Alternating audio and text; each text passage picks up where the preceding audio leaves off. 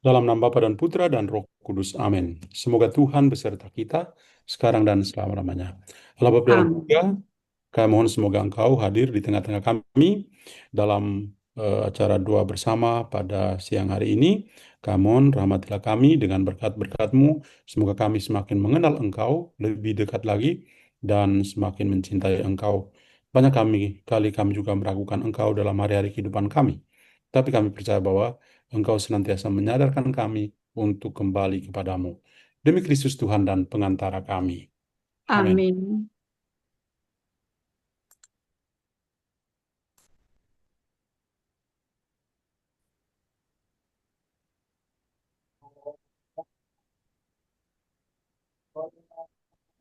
Baik, hari ini kita coba untuk merenung bersama tentang Yesus adalah segalanya bagiku. Ini bukan judul sebuah lagu, tapi saya coba untuk membuat permenungan tentang Injil hari ini dan juga pengalaman rohani dari Santa Faustina. Nah, eh, mari kita pertama-tama melihat gambar yang saya tampilkan di sini. Sebuah gambar yang mencerminkan pribadi yang kita imani. Yesus dengan tangannya terbuka, di tangan ini ada luka, masih ada luka, dan di sini ada tiga salib. Kita langsung membayangkan salib yang paling besar adalah salib Yesus dan dua penjahat yang disalibkan bersama dia. Dan dari wajahnya, kemudian pakaiannya, kemudian background yang ada di gambar ini betul-betul berbicara sesuatu yang sangat dalam yang membuat kita boleh mengatakan dengan penuh iman bahwa Yesus sungguh-sungguh menjadi andalan kita. Yesus sungguh-sungguh menjadi segala-galanya bagi kita. Nah, pada hari ini saya coba menampilkan sebuah pengalaman kerohanian kita yang seperti ini. Bahwa selalu saja ada kebiasaan dalam diri kita secara pribadi ataukah dalam kelompok yang lebih besar tentang keraguan akan Yesus dan usaha untuk mencobai Yesus. Apa maksudnya? Maksudnya adalah bahwa ternyata dalam kehidupan kita, kita itu tidak terlepas dari keraguan pada Yesus, meragukan Yesus. Kita bertanya-tanya dalam hidup kita, kenapa ada pengalaman-pengalaman yang keras yang kita alami, bukan orang lain yang mengalami? Kenapa ada masalah tertentu yang justru saya tanggung, bukan yang lain yang menanggungnya? Kenapa novena saya memohon supaya Tuhan Yesus bisa melakukan sesuatu, tapi sampai saat ini tidak ada hasil apa-apa? Santo Yakobus mengatakan, itu karena kamu salah berdoa. Tapi yang terjadi adalah kita selalu mempersalahkan Tuhan dalam kehidupan. Bahkan dalam LPF kita ini, kalau kita mau jujur, berapa kali kita meragukan Tuhan ketika kita sesama LPF itu berdoa setiap hari, berdevosi eh, kepada Bunda Maria, ataupun belajar dari pengalaman rohani Santa Faustina, eh, hati kudus Yesus, dan lain sebagainya. Tapi keraguan itu selalu ada di hadapan kita. Dan kadang-kadang muncul sikap yang kedua, tidak hanya meragukan, tapi juga mencoba Yesus.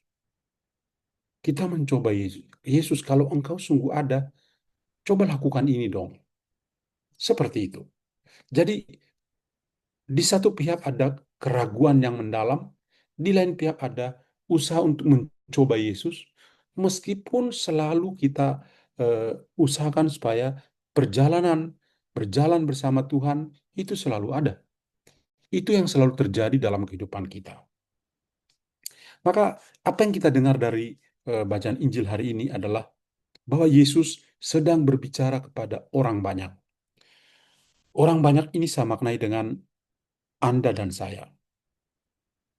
Dan juga di luar kita, juga ada banyak orang yang mendengarkan perkataan-perkataan dari Yesus.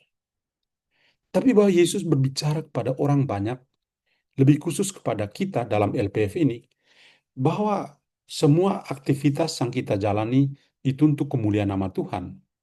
Entah dalam hal rohani, entah dalam hal perbuatan kasih yang dilakukan, itu semua adalah bagian dari pengalaman kehidupan rohani kita dan lain sebagainya. Maka Yesus berbicara kepada orang banyak, saya katakan bahwa Yesus tidak hanya berbicara kepada si A atau si B, orang banyak adalah kita yang sedang mendengar Injilnya.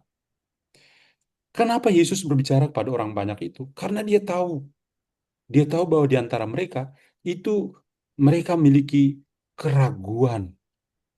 Ada keraguan manusia sepanjang zaman tentang Yesus sendiri.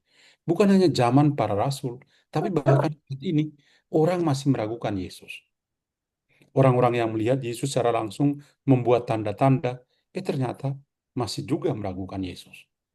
Dan itu secara turun-temurun, bahkan sampai kita pada saat ini juga mengalami hal yang sama. Ada keraguan, dan kita mencoba Yesus mengatakan, buktiin dong. Kalau engkau sungguh ada, buktiin dong. Seperti itu. Dan ya, itulah kehidupan manusia. Maka manusia itu setiap generasi, setiap zaman, itu selalu menuntut tanda-tanda tertentu, menuntut bukti-bukti tertentu tentang ketuhanan Yesus. Kalau dia sungguh-sungguh adalah Tuhan, dia sungguh-sungguh anak Allah, dia boleh melakukan apa saja, ataukah tidak boleh, atau dia tidak mampu, dan lain sebagainya. Jadi, ketika berhadapan dengan orang-orang pada zaman itu yang meragukan kealahannya, yang meragukan kemampuannya, lalu Yesus mengatakan bahwa tidak ada tanda lain, hanya tanda Nabi Yunus yang akan mereka ingat kembali. Yunus itu diutus oleh Tuhan untuk mempertobatkan Niniwe. Tetapi ketika dalam perjalanan dia membelot, dia menjadi tidak taat, maka dia masuk dalam perut ikan selama 3 hari 3 malam. Perut ikan itu gambaran dunia yang kotor.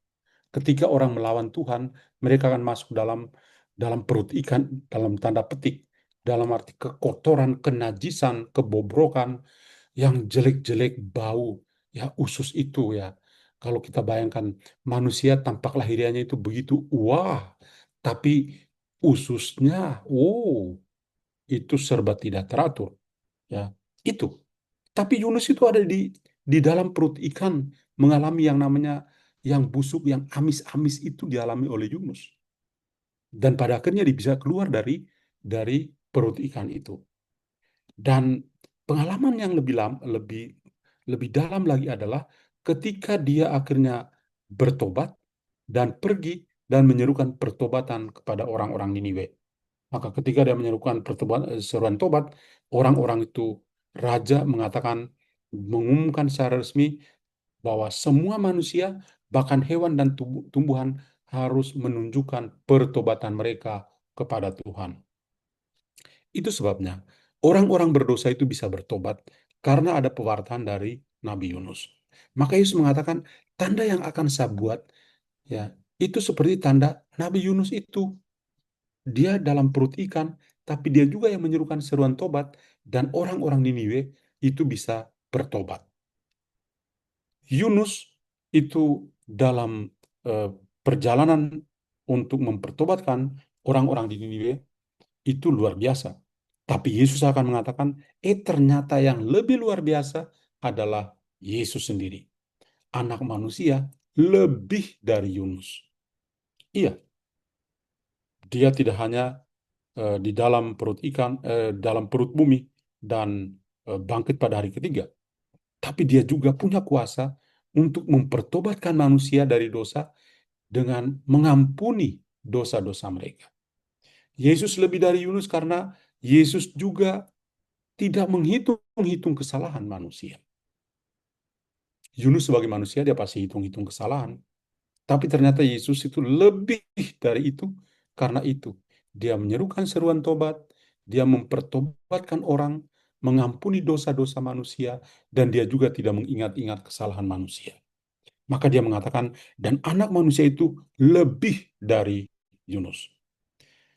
Dan Tuhan Yesus juga mengumpamakan dirinya dengan Salomo. Salomo itu sosok dalam kitab suci yang sangat bijaksana.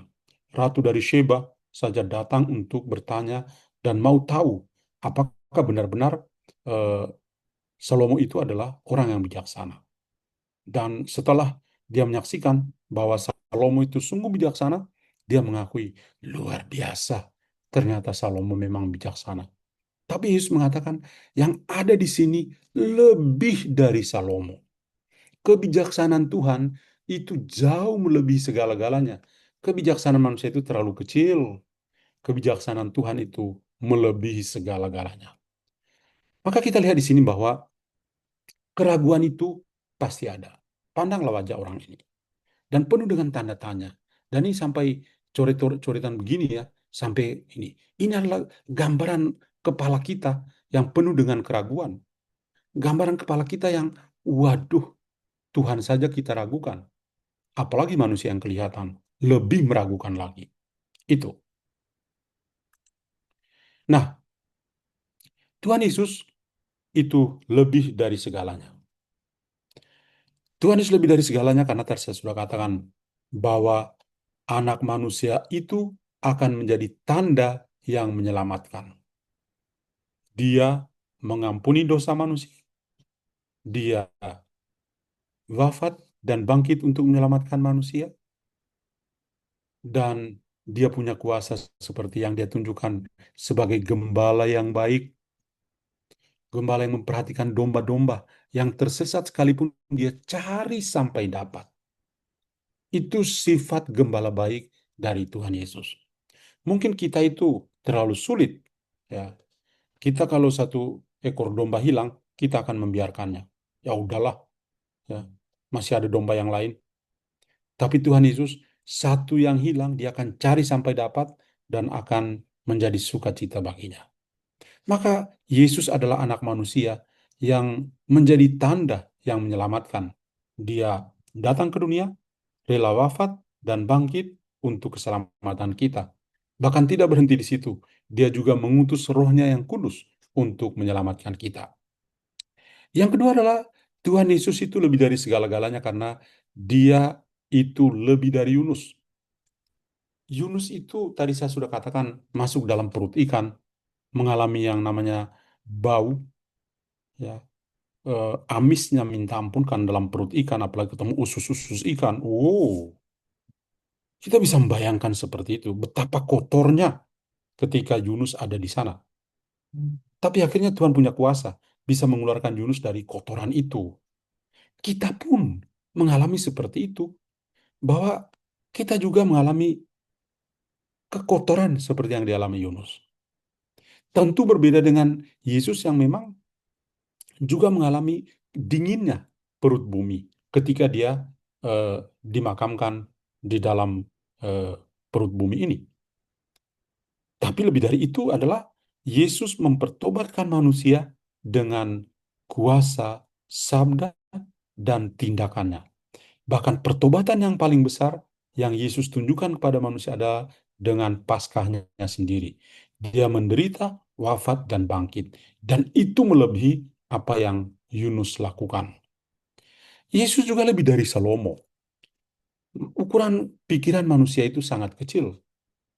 Kadang-kadang dalam kehidupan kita, kita merasa kita melebihi orang-orang yang lain.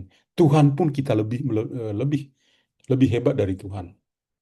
Kadang-kadang kita ya menjadi tantangan tersendiri ya adalah ketika kita masuk dalam satu kelompok doa seperti LPF, ketika kita rajin karena kita kumpul bersama seperti ini kita berdoa, tapi menjadi tantangan bagi kita adalah apakah kita berdoa karena memang kita membutuhkan, kita butuh untuk berdoa, atau kita berdoa karena terpaksa untuk berdoa, atau kita berdoa karena memang solidaritas dengan teman-teman yang hadir di Zoom untuk ikut berdoa. Kalau saja seperti itu, kita keliru. Yang benar adalah kita berdoa karena kita butuh Tuhan dalam hidup kita dan kita mau berdoa. Maka Yesus sendiri mengatakan bahwa dia lebih dari Yunus, dia lebih dari Salomo. Yesus lebih dari segala-galanya. Maka kalau kita ingat dialog antara eh, Tuhan Yesus dan Santo Petrus, ketika Yesus sudah bangkit dan eh, Yesus bertanya kepada Petrus, apakah engkau mengasihi aku lebih dari mereka ini? Nah, ini benar-benar satu pertanyaan yang sangat dalam. Apakah engkau mengasihi aku lebih dari mereka ini? Ini menjadi pertanyaan bagi kita, bahwa apakah kita juga merasa mengimani bahwa Yesus itu lebih dari segala-galanya? Atau Yesus sama saja? Yesus sama dengan orang-orang yang lain. Kalau seperti itu, waduh, betapa rapuhnya kehidupan iman kita. Yesus harus lebih dari segalanya. Nah, mari kita coba belajar dari pengalaman rohani Santa Faustina. Apakah Santa Faustina itu pernah mengalami keraguan dalam hidupnya? Pernah. Kita perlu punya mindset begini. Memang Santa Faustina adalah orang kudus, tapi sebelum dia menjadi santa, dia juga bergumul dengan kehidupannya. Dia juga bergumul di hadirat Tuhan. Dia juga pernah mengalami yang namanya mencobai Tuhan, meragukan Tuhan itu ada. Kalau kita membaca dalam buku harian Santa Faustina nomor 1143, kita akan dapat ekspresi seperti itu. Santa Faustina itu mengalami keraguan yang mendalam.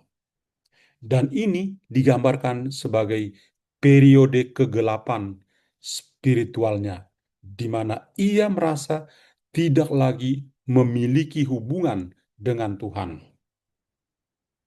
Kalau kita lihat, nanti bisa dicek itu 1143 buku harian Santa Faustina ini, kita akan melihat bahwa, wah, ternyata Santa Faustina juga pernah mengalami keraguan dalam imannya. Dia juga meragukan Tuhan.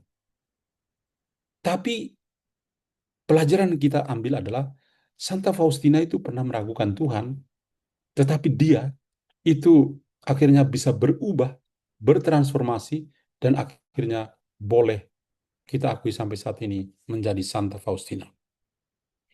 Kemudian, eh, eh, hal yang lain adalah bahwa Santa Faustina juga eh, meyakini bahwa di balik keraguan-keraguan itu, Tuhan itu tetap ada. Maka apa yang dia lakukan? Dia yakin bahwa Yesus adalah andalannya. Yesus menjadi andalan yang utama dalam hidupnya. Kalau kita eh, baca baik-baik buku harian Santa Faustina nomor 47, 327, 249, ada ekspresi, Yesus, engkau adalah andalanku. Yesus adalah andalan.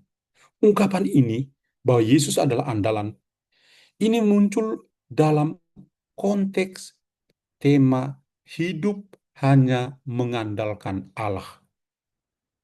Santa Faustina bisa mengatakan, Yesus, engkau adalah andalanku, karena dia percaya bahwa hidup ini harus mengandalkan Allah sendiri. Jadi lihatlah bahwa, oh ternyata Santa Faustina juga pernah mengalami keraguan, bahkan keraguan yang paling ekstrim yang dia rasakan dalam hidupnya. Tapi di balik keraguan itu, dia akhirnya sadar, dan kesadaran itu terungkap dalam apa yang dia selalu ungkapkan, Yesus, engkau adalah andalanku. Maka kita bisa melihat dalam kehidupan kita, bahwa ternyata apa yang kita alami dalam kehidupan sehari-hari tidak jauh berbeda dengan pengalaman rohani sebelum Faustina menjadi Santa Faustina. Ada keraguan, ada mencobai Tuhan dalam cara dia berbicara, dalam pengalaman-pengalaman rohaninya, ada nuansa mencobai Tuhan. Tapi kemudian dia bisa berubah. Maka apa yang kita tangkap dalam akhir-akhir hidup dari Santa Faustina adalah semuanya serba hal-hal yang begitu indah, begitu mulia, begitu kudus. Maka bagaimana dengan kita?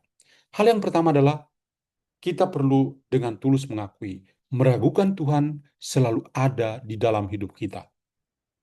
Kita jangan bohong. Jangan pernah mengatakan, ah saya nggak pernah meragukan Tuhan kok, saya baik-baik saja. Sekarang bulan Rosario, saya Rosario setiap malam kok. Bahkan tidur pun saya Rosario.